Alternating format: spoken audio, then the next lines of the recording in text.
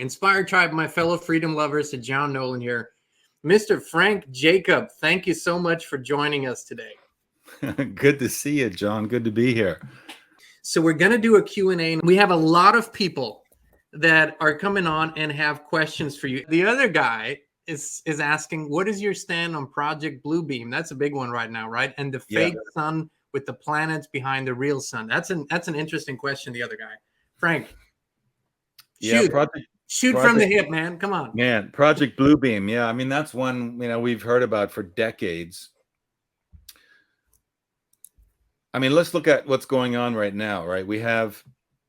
Last week we had Stephen Greer with another incarnation of the Disclosure Project, a big conference at the Washington Press Club, right? Where he brought a new crop of people in who are telling us their experiences and their intel and their secret knowledge about what their experiences are with respect to extraterrestrial life or technologies, let's say.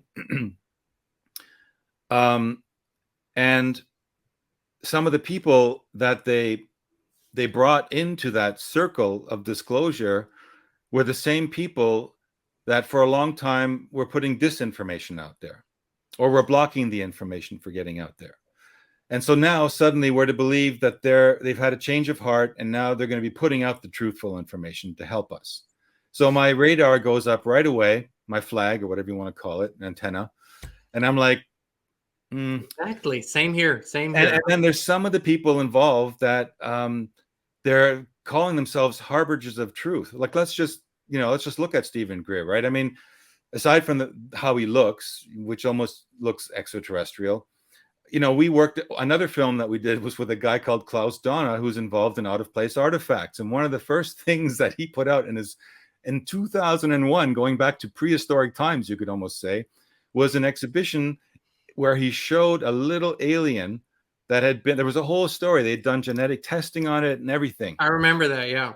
Yeah, well, guess what? Then along comes Stephen Greer many years later with a film proclaiming he's got this breaking story and no one's ever seen this before. And he basically plagiarized Klaus Donna, never mentioned him, never mentioned the fact that he preceded him by over 10 years, probably actually more 15 years. And, it's like, and now, it's like, I don't know, it's like, part of me is like, I don't want to be judgmental, but, where do you have to ask yourself, where do you draw the line when, does integrity and consistency matter anymore in the world? Like, if you listen to J.J. Hertog talk, 30, 40 years ago, and we were just with him in Sedona, and he's talking now, and what he talks and how he talks and the messages he's talking about, it's the same thing. He's consistent. It's clear. He doesn't deviate and suddenly tell another story because he found out new information which was inconsistent. And so where do you draw the line between integrity and consistency? And it's okay to tell half truth for a long time, and then now suddenly come forward and say, okay, but now we have the whole truth. And so that ties into Bluebeam, because what do they tell us about Bluebeam? They're telling us about Bluebeam that we're going to be expecting to see an extraterrestrial invasion, but it's going to be a fake invasion done with holographic projections and fake, AI and technology that we don't probably even know about. Let's be honest. Exactly, right? So who's that going to be coming from? And these guys have been out there for decades talking about this stuff.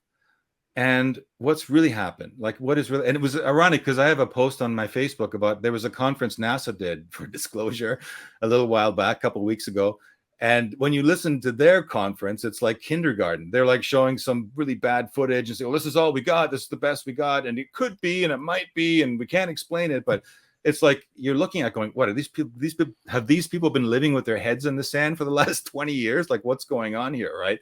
And then you've got the whole other spectrum, which is Stephen Greer and the people he's brought to the table. Now, a lot of those guys are really, really credible. Clearly, they're bringing out information, but it's got to go somewhere for me. It's got to move on, right? It's got to reach to a point where there's some kind of form of accountability.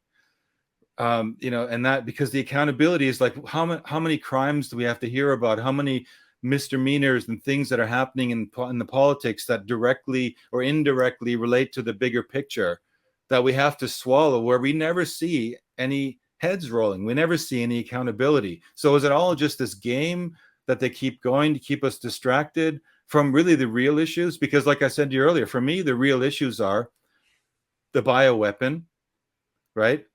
Nobody's talking about that. It's like it doesn't exist. It's like, oh, let's just keep meditating. Everything's going to be fine. Let's make plans for this and plans for that. But hey, if we don't take care of that bioweapon issue, there won't be anything to go plan in a few years, right? So why are we not addressing that big time all the time like some people are? And then, the UFO thing, I love the topic of UFOs. I have since I've been a kid. Yet at the same time, it's like if you really did want to distract the population from the really, really big issues, which are the timeline related issues we started this conversation with today, wouldn't you put highly credible people into kind of this disclosure scene and just keep everyone kind of chomping at the bit, waiting for the next piece of information, intel to drop that finally proves that they're real? When those people who are, claiming to be in touch with them already are. They've been here forever. They've, the evidence in the archaeological records and in the cultural records show clearly that there was already a parallel civilization that's been around for, eons. We show it in Klaus Donna's work as well. They've been around. The technology existed 50, 60, 100,000 years ago, which shouldn't exist, which shows you that there's something else going on. These are the hard questions we should be asking, but instead we have to ask ourselves, are we being lured away and enticed and tickled with ideas that might be interesting, but if they never go anywhere, we need to have them go somewhere? So blue beam, and the fake sun and all this stuff like that, like, yeah, great, but I mean, like, push and like go after that information and dig everything you can out about it and put it out there for people to talk about, because we have to talk about this stuff collectively together. And that's one of the other things that I noticed in our conversations since this year is we've done a lot of talking, and I think we've changed stuff simply because we put stuff on the table and said, look, this isn't the definitive truth, but doesn't it make you wonder? And and here's some facts that maybe you didn't learn in school that you should think about, not to put you into a state of cognitive dissonance permanently, but to make you realize that the timeline and the investment you have in a certain thought structure, a certain system, may not be everything you believed it was. And maybe it's time to ditch some of that and begin looking more at a truthful version of reality. Well, there's a thing, and I think your new webinar speaks to that, because it's about the inner looking glass. It's about activating our true capabilities.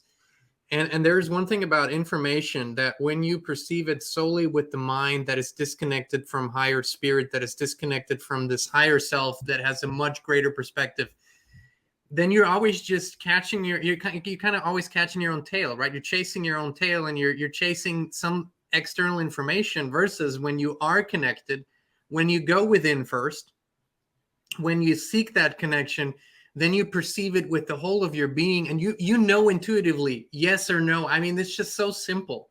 And we've had these conversations in private where we look at a piece of information together and we both go yes, or we both go no.